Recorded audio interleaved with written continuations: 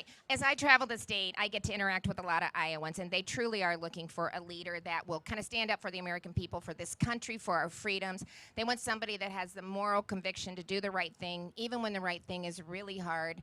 They want somebody that can take that vision and act on day one. And most importantly, they want somebody that can win. That's how they end almost every conversation. So tell us why you think, or tell the audience why you think you're that person. Well, I'll respond to the practical part about the winning. This cannot be a 50.1 election. For so many reasons it can't. I think we need a moral mandate, akin to what Ronald Reagan delivered in 1980. That's what we need. I'm going to be really honest. I think there are other good Republicans in this race who can defeat Joe Biden. I'll go on record. I'm going to be very honest. I expect to be the nominee. I expect they will not let Joe Biden run against me. Whoever I'm running against, though, it needs to be a landslide. And the difference between 50.1 and a landslide is actually young people in this race. For those of you who came to Jalapeno Pete's last night, we saw many of them at our party last night. 40% of my 70,000 donors to this campaign are first-time ever donors to the Republican Party in any form, compared to 2% normally. We're bringing young people along with us in droves. And so if you put me in that position as your nominee, it is my duty, my responsibility to bring them along with us in our movement and deliver that landslide election. And here's how we do it. Young people know the difference of when they're being lied to. Young people know the difference of when they're just being told some fluff that you memorized in a political speech 2 minutes before you showed up, okay? And the reality is that's why this is a campaign founded on speaking the truth. Not when it's easy, but when it is hard. The hard truth that goes back to telling the people, we the people, the truth once again. God is real. There are two genders. Fossil fuels are a requirement for human prosperity. Reverse racism is racism. An open border is not a border. Parents determine the education of their kids. The nuclear family, yes, is the best and greatest form of governance known to mankind. Capitalism lifts us up from poverty. There are 3 branches of government in America, not 4. And our Constitution, it is the strongest guarantor of freedom in human history. That is the truth. We stand up for the truth. We fight for the truth.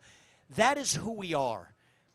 And if I have one thing that I will ask of you guys, and this is a good one, for a bright Saturday morning for us to wrap on, is that we're taught to believe that we're a nation in decline. We're taught to believe we're at the end of the Roman Empire. The pie is shrinking. All we have left is how we split up the shrinking pieces at the very end. I don't think we have to be a nation in decline. I don't think we have to be ancient Rome. I think the truth is, as a nation, not just me, not just the young people here, I think our nation is really just a little young, actually.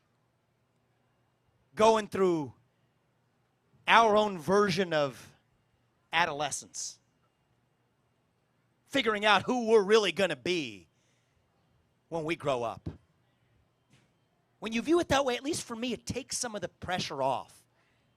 It makes sense. When you go through adolescence, you go through that identity crisis. You lose your self-confidence. You lose your way a little bit. You forget who you are. But we are stronger for it when we get to our adulthood on the other side. So I don't think we have to be a nation in decline. I truly think we might still yet be a nation in our ascent. Maybe the early stages of our ascent. Maybe we're not even at base camp yet, on our way to that mountaintop. Maybe we still are. That shining city on a hill that Reagan spoke of in 80.